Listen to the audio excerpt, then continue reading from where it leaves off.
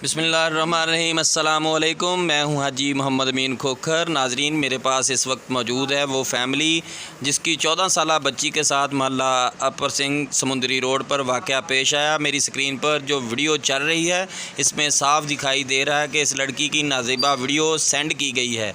आइए इस मुतासरा बच्ची से पूछते हैं क्या वाक़या पेश आया और ये किस तरह हुआ। मैं घर कल्ली सी, मम्मा बाज़ार गए सी ते कान टाप के शहरी और आसिफ आए ने ते उन्होंने गन पॉइंट दिखाया ते को वीडियो बनाए ते ज़बरदस्ती वगैरह की है कि कहते वीडियो बनाओ ते गन दिखाई है मैंने ते मैं डर गई ते कहते हंस के वीडियो बनाओ तो मैं वीडियो बनाई है। मुड़ के उस तो बाद चल गए तो उन्होंने मैंने मारिया वगैरह भी है। तो मैं किसी ना गल नहीं की अपने मम्मा पापा ने। बाद उन्होंने व्हाट्सएप ते वीडियो वगैरह सेंड की है तो मेरे मम्मा पापा मम्मा ने मैंने पूछा है तो मैं सारा कुछ उन्होंने दसता। उस तो बाद तुसी मिल के सारी मेरी मदद करो, मैंने इंसाफ चाहिए। शहरी आसिफ नूं फड़ो तो उन्होंने करो तो इंसाफ दो।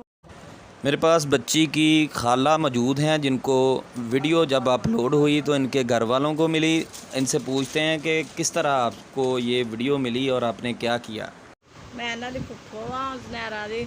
मैनूं जदों ये वाक़े दा पता लगा तो मैं इस कदम चुक्या तो इन बच्ची दे नाल बहुत ज़्यादती हुई है तो लिहाजा इहनूं इंसाफ मिलना चाहिए तो असीं इंसाफ चाहते हैं। सानूं इंसाफ चाहिए। बच्ची दे नाल बहुत ज़्यादती हुई है। उहदी वीडियो बनाई गई है और वीडियो बना के ते नैट ते दित्ती गई है तो बच्ची की जिंदगी जिहड़ी सारी खराब हो गई है। ते मेरे आला काम मदद मैं चाहनी हाँ कि मदद दी जाए, मेरी भतीजी नूं इंसाफ दिता जाए। नाज़रीन, मेरे पास मुतासरा बच्ची के ख़ानदान में से एक नौजवान बैठे हैं। उनसे पूछते हैं कि कोई कानूनी पेशरफ्त हुई या कोई FIR दर्ज की गई है। आइए इनसे बात करते हैं।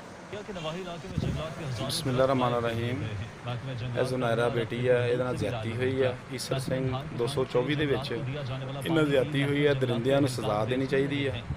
ਲਿਹਾਜ਼ਾ ਇਹ ਆ ਕਿ WhatsApp ਜੋ ਮੂਵੀ ਵਗੈਰਾ ਇਹਨਾਂ ਨੇ ਸੈਂਡ ਕੀਤੀ ਆ, ਇਹ ਬੱਚੀ ਦੀ ਜ਼ਿੰਦਗੀ ਇਹਨਾਂ ਨੇ ਖਰਾਬ ਕਰਤੀ ਆ। ਲਿਹਾਜ਼ਾ ਸਾਰੇ ਅਫਸਰਾਂ ਦੇ ਅੱਗੇ ਅਪੀਲ ਆ ਕਿ ਇਹਨੂੰ ਸਜ਼ਾ ਮਿਲਣੀ ਚਾਹੀਦੀ ਆ। ਲਿਹਾਜ਼ਾ ਜਿਹੜੀ FIR ਥਾਣਾ ਬਟਾਲਾ ਕਾਨੂੰਨੀ ਦੇ ਵਿੱਚ ਇਹਦੀ FIR ਦਰਜ ਹੋਣੀ ਚਾਹੀਦੀ ਆ ਔਰ ਇਹਨੂੰ ਸਜ਼ਾ ਦਿੱਤੀ ਜਾਣੀ, ਇਹਨੂੰ गिरफ्तार किया जाना चाहिए।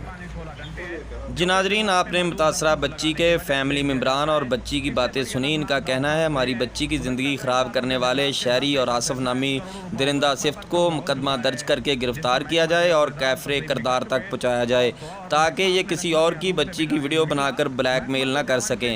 मज़ीद प्रोग्राम देखने के लिए हमारे साथ रहिएगा। अल्लाह हाफिज़।